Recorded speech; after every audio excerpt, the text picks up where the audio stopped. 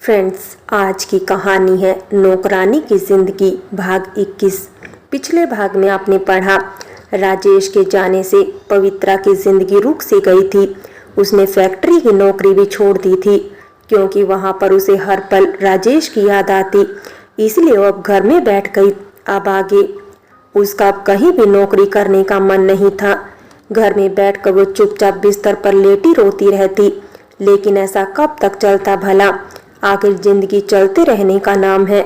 जब 2 महीने वो काम पर नहीं गई तो रुपयों की तंगी पड़ने लगी, क्योंकि अब तो सरिता ने भी काम पर जाना छोड़ दिया था। उसकी अब तबीयत खराब रहने लगी थी, इसीलिए घर के खर्चे भी बहुत थे। ऊपर से जानकी के स्कूल की फीस और किताबों का खर्चा। प्रशांत ने भी मदद की, लेकिन उसके भी खर्चे थे। उसके भी अब 2 बच्चे हो चुके थे, जिससे उसके घर का खर्चा भी बढ़ चुका था। इसलिए मजबूर होकर पवित्रा को एक घर का काम पकड़ना ही पड़ा।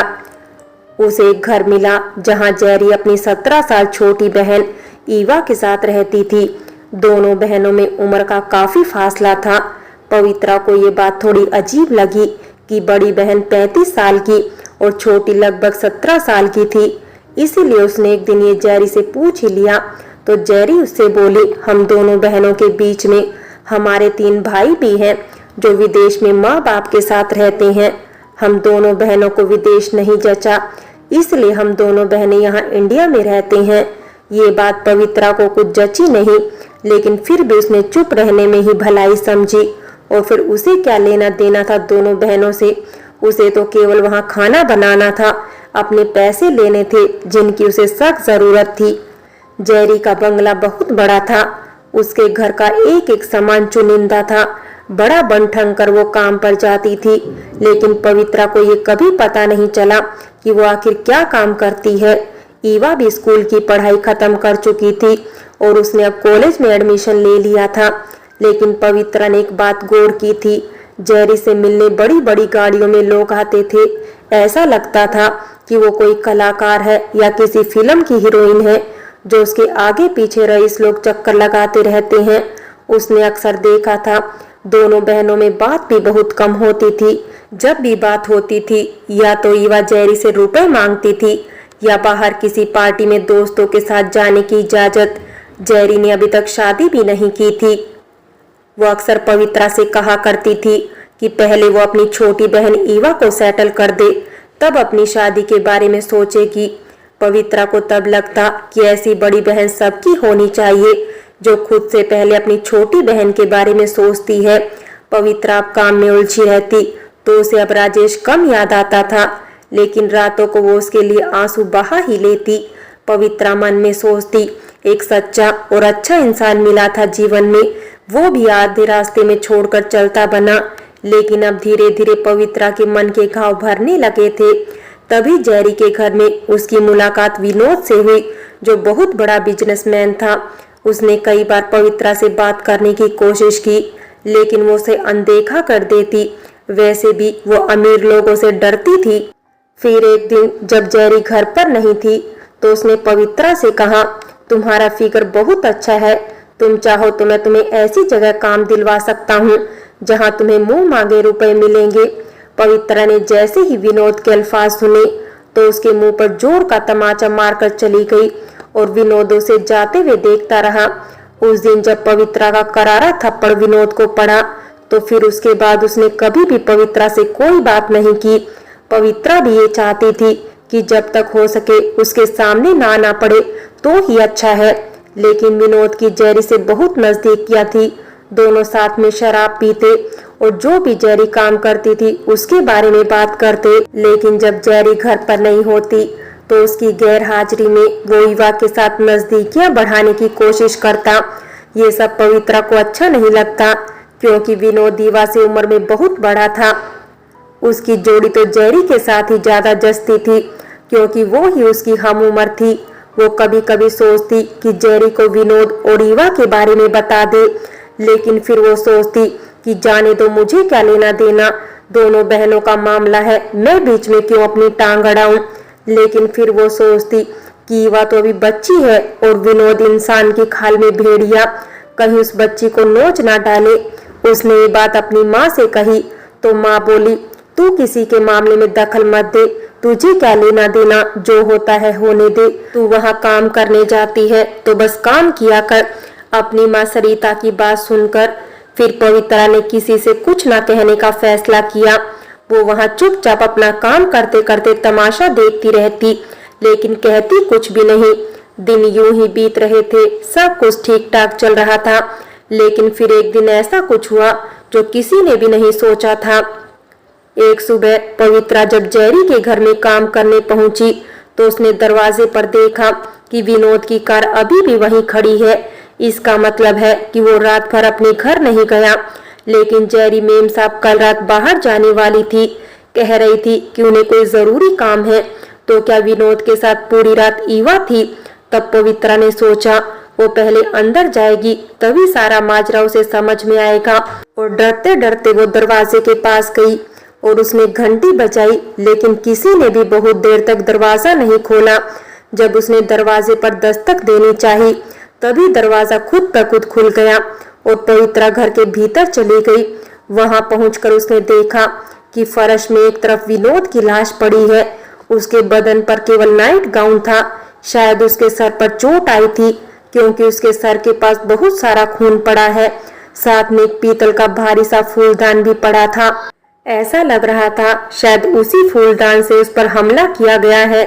वो थोड़ा और आगे बढ़ी तो सोफे के पीछे अर्धनग्न सी ईवा की लाश पड़ी थी। उसके तो पेट में छुरा घुपा था।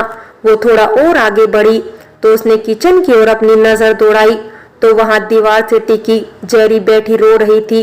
पवित्रा डरते हुए आगे बढ़ी और जेरी के पास जाकर बोली, मेम साहब, ये सब किसने किया और आपने अभी तक पुलिस को टेलीफोन क्यों नहीं किया? तब जेरी बोली, ये सब मैंने किया है और मैंने पुलिस को टेलीफोन भी कर दिया है। पुलिस कुछ ही देर में यहाँ पहुँचती होगी। आपने किया ये सब, लेकिन क्यों? पवित्रा ने पूछा। तब जेरी बोली, ये सब तो मैं पुलिस को ही बताऊंगी। मैंने जो गुनाह किया था उसकी सजा तो मुझे मिलनी ही थी और आज मिल ही गई। ईवा और विनोद ने मुझे धोखा दिया। विनोद तो पराया था, लेकिन ईवा तो अपनी होकर भी पराई निकल गई। लेकिन मेम साहब, आपको दोनों को मारने की जरूरत क्यों पड़ गई? आप दोनों को छोड़कर कहीं दूर चली जाती। ईवा बड़ी हो चुकी थी, वो अपना भला बुरा समझ सकती थी ना। पवित्रा बोली, वो कैसे अपना भला बुरा समझ सकती थी? वो भी बच्ची थी। मैं उसे बहुत अच्छी तरह जानती थी, क्योंकि मैं उसकी बड़ी बहन नहीं, उसकी माँ थी। जेरी बोली। पवित्रा ने जैसे ही ये वाक्य सुना तो बिल्कुल से हिल गई। उसके पैरों तले की जमीन खिसक गई। पवित्रा इसके आगे जेरी से कुछ पूछ पाती उससे पहले ही पुलिस वहां पहुंची और जेरी को गिरफ्तार करके अपने साथ ले गई। दोनों की लाशों को पोस्टमार्टम के लिए भेज दिया गया और बंगले को भी सील कर दिया गया।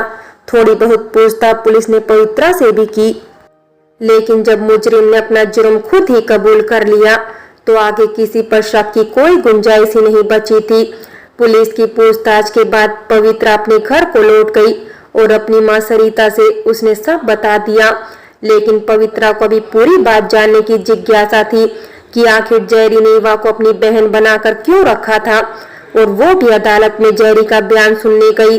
फिर जेरी की अदालत में जब पेशी हुई तो उसने पूरे रात से पर्दा उठाते हुए जज से कहा, जज साहब, मैंने ही बिजनेसमैन विनोद और ईवा का कत्ल किया है।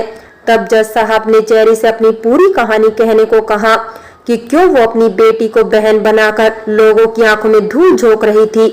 आखिर ऐसी क्या मजबूरी थी जो उसे ये कदम उठाना पड़ा। तब जेरी बोली, जज साहब, आप नहीं जानते कि हम औरतों की जिंदगी कैसे होती है। एक बार बदनामी का दाग दामन में लग जाए तो उसे सारी जिंदगी मुंह छुपाकर बितानी पड़ती है। और वही मेरे साथ भी हुआ। मैं अपने छोटे से गांव में अपनी मां मारिया और पिता एंथनी के साथ रहा करती थी। तब मेरी उम्र लगभग 16 वर्ष रही होगी। मैं देखने में सुंदर थी और पढ़ी लिखी भी थी। हम ज़्यादा अमीर नहीं थे। हमारी चर्च के पास फूलों की दुकान थी। चर्च से थोड़ी ही दूर कब्रिस्तान भी पड़ता था, इसलिए फूलों की बिक्री अच्छी हो जाती थी। हम तीनों का खर्चा आराम से चल जाता। हमारी मदद चर्च के पादरी भी कर दिया करते। वे लोगों को हमारी दुकान से ही फूल खरीदने को कहते। हमारी जिंदगी बहुत अच्छे से चल रही थी। तभी चर्च के पादरी बदल गए। उनकी जगह एक नौजवान पादरी आ गए। उनका नाम डेविड था। वे पादरी भी पुराने पादरी की तरह दयालु थे और हमारी मदद कर दिया करते। एक रोज उन्होंने मेरी माँ से कहा कि उन्हें खाना बनाना नहीं आता, अगर आप उनका खाना बना दिया करें तो बड़ा एहसान होगा उन पर। मेरी माँ ने बिना समय गवाए और बिना कुछ सोचे खाना बनाने के लिए फौरन ही हाँ कर दिया। उन्हें लगा कि ये पुण्य का काम है। माँ पादरी के घर पर खाना बनाने जाने लगी। फिर एक रोज़ माँ की तबीयत खराब हो गई तो उन्होंने मुझसे कहा कि मैं पादरी के घर पर खाना बनाऊं और मैं खुशी खुशी उनके घर पर खाना बनाने चली गई। उस दिन पादरी ने मुझे देखा तो पूछा कि तुम क्यों आई हो। तब मैंने कहा कि माँ की तबीयत खराब है, इसीलिए वो नहीं आ पाई। उस दिन मैंने खाना बनाकर पादरी के सामने परोसा तो उन्हें खाना बहुत पसंद आया और वे बोले कि तुम ही कल से खाना बनाने आ जाया करो। और उनके कहने पर मैं उनके घर खाना बनाने जाने लगी। एक दिन उन्हें मेरा बनाया हुआ खाना इतना पसंद आया कि उन्होंने मेरा हाथ चूम लिया। मुझे उनका यूं हाथ चूमना कुछ अच्छा नहीं लगा और मैं उसी वक्त चुपचाप उनके घर से चली आई। फिर मैंने अपनी माँ से कहा कि तुम ही उनके घर पर खाना बनाने चली जाया करो, मैं नहीं जाऊंगी। तब मेरी माँ ने मुझसे पूछा कि कोई बात हो गई क्या।